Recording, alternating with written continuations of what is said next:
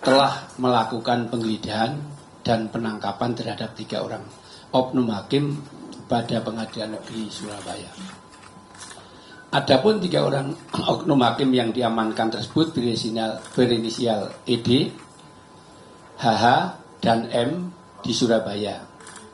Penangkapan dilakukan karena diduga yang bersangkutan melakukan tindak pidana korupsi berupa suap dan atau gratifikasi terkait penanganan perkara tindak pidana umum di Pengadilan Negeri Surabaya atas nama terdakwa Ronald Tanur. Terhadap hal tersebut, Mahkamah Agung menghormati proses hukum yang dilakukan oleh Kejaksaan Agung terhadap 3 orang oknum hakim Pengadilan Negeri Surabaya dengan tetap menjunjung asas praduga tak bersalah. Ya, jadi Mahkamah Agung menghormati proses hukum yang dilakukan oleh Kejaksaan Agung. Yang terkait perkara nomor 1466 Kasasi PIT 2024 atas nama terdakwa Gregorius Ronald Tanur, anak dari Irwar Tanur, pada tanggal 22 Oktober 2024, 1 hari sebelum Kejaksaan Agung melakukan proses hukum terhadap 3 oknum hakim Pengadilan Negeri Surabaya tersebut, ya, majelis yang memeriksa Gregorius Ronald Tanur, anak dari Edward Tanur, Majelis Kasasi telah memutus perkara tersebut dengan amar putusan sebagai berikut.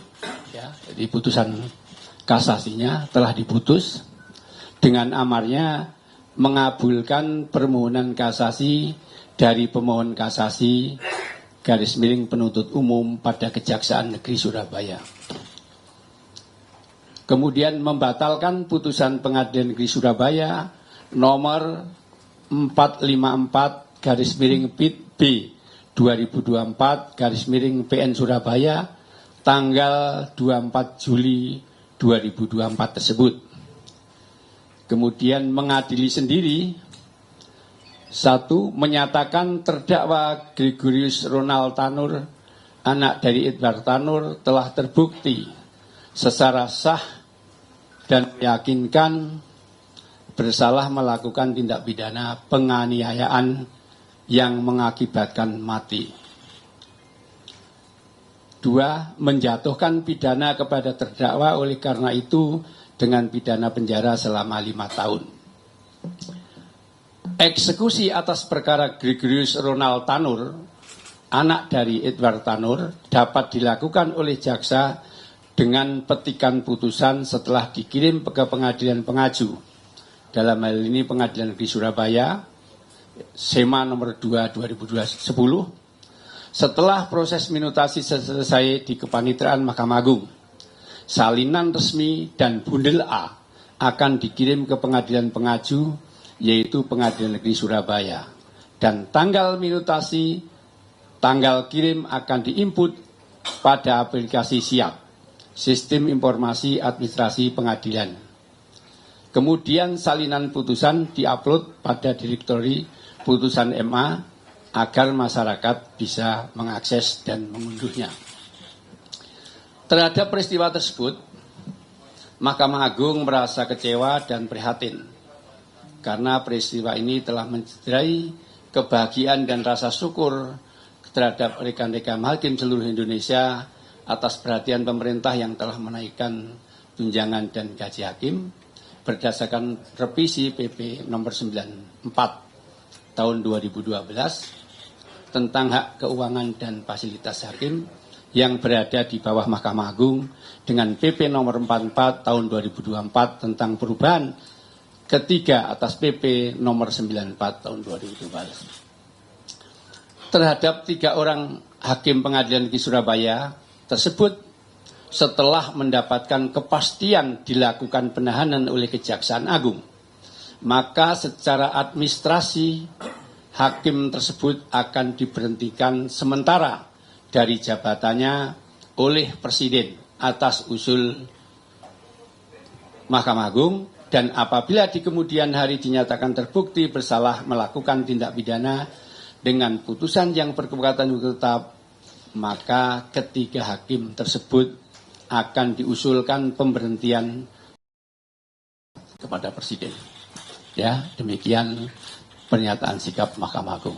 Terima kasih. Oke, kita sudah mendengarkan bersama sikap dari Mahkamah Agung yang tadi sudah disampaikan oleh juru bicara Mahkamah Agung, Dr. Yanto, Yang Mulia Dr. Yanto. Sekarang saya persilakan 3 orang penanya di sesi awal untuk bertanya. Dari sebutkan nama dan asal ininya ya. Jihan. Jihan Tempo. Jihan Tempo. Silakan Jihan. Ada mic-nya nggak? Ini. Oh iya. Silakan. Terkait pemberhentian sementara tadi Pak, kan sebelumnya sendiri KAY juga memutuskan rekomendasi ke MA bahwa agar ketiga hakim tersebut diberhentikan. Apakah rekomendasi tersebut juga akan menunggu putusan kasus kejaksaan ingkrah atau bagaimana Pak? Oke. Kemudian penanya kedua, silakan.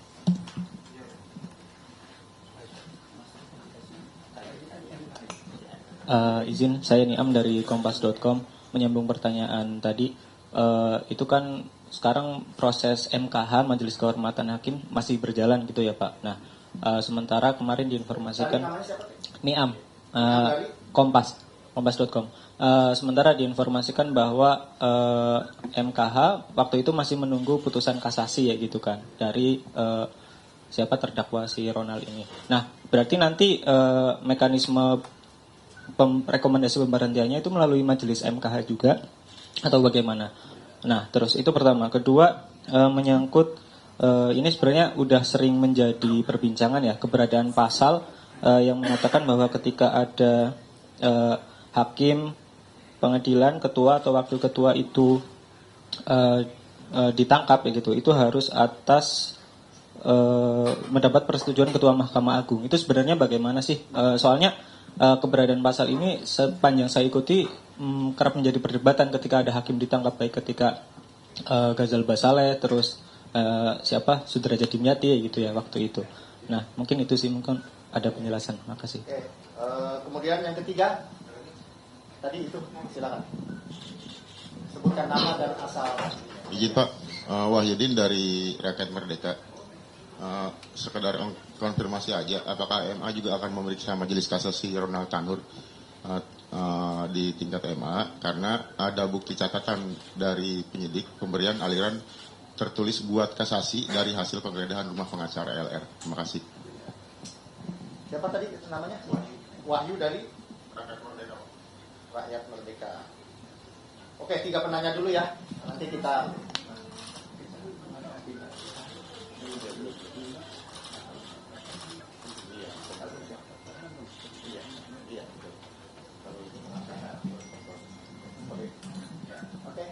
udah 3 orang dulu. 3 dulu ya. Ya. Kebetulan pertanyaan mbaknya yang agak mirip yang satu sini tentang dengan Mas Niam. Ya. Jadi sepengetahuan saya kok sampai sekarang belum ada agenda tentang MK ya Mas ya? Belum ada agenda MK. Ah, kalau sudah menyangkut perkara sudah ditetapkan tersangka, ya ini kalau MK kan kode etik ya. Kalau kasus ini kan udah APH. Nah, tentunya nanti pembuktiannya ya di APH. Seperti kasus yang sudah berjalan dulu, kasusnya Pak Derajat kan juga pembuktiannya di APH.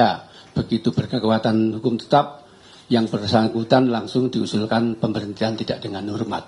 Ya, tidak dengan hormat.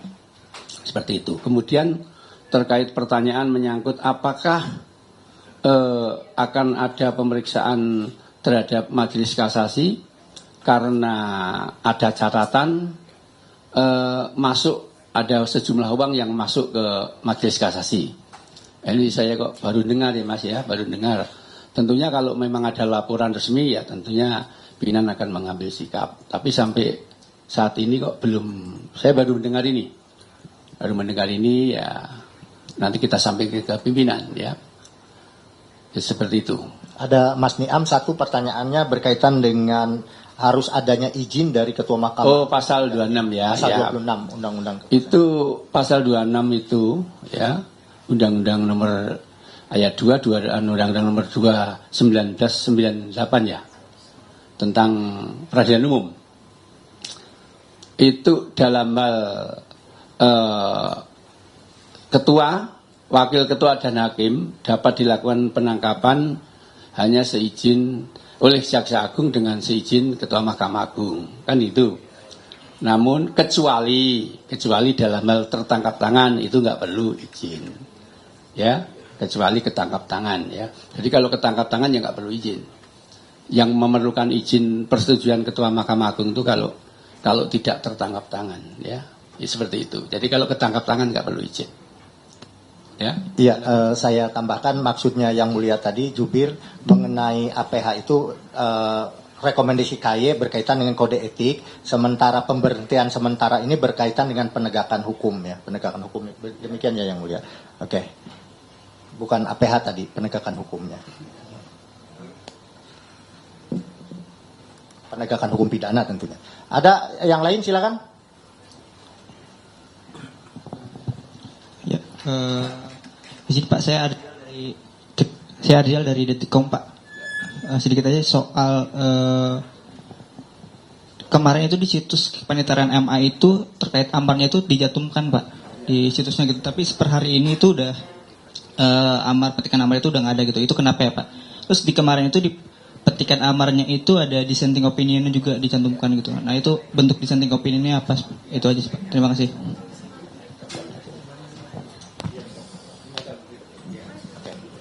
Ada lagi 3 orang penanya, silakan dari.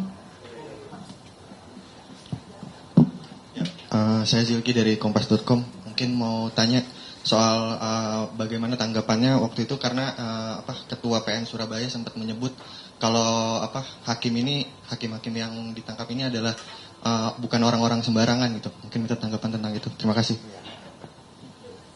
Dari Kompas ya Yogi ya.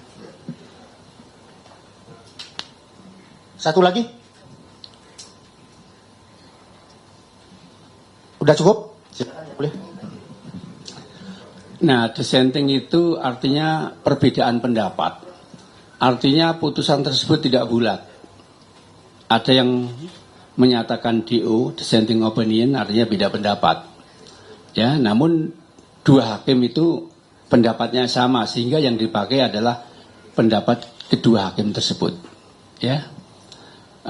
Terhadap putusan yang kosong itu kalau tidak salah di amar putusan sudah dijatuhkan 5 tahun ya, itu 5 tahun.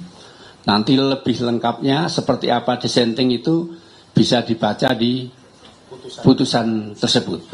Setelah udah minutasi selesai segera diupload, teman-teman bisa baca apa sih yang menjadi pertimbangan dissenting dari majelis yang DO tadi ya.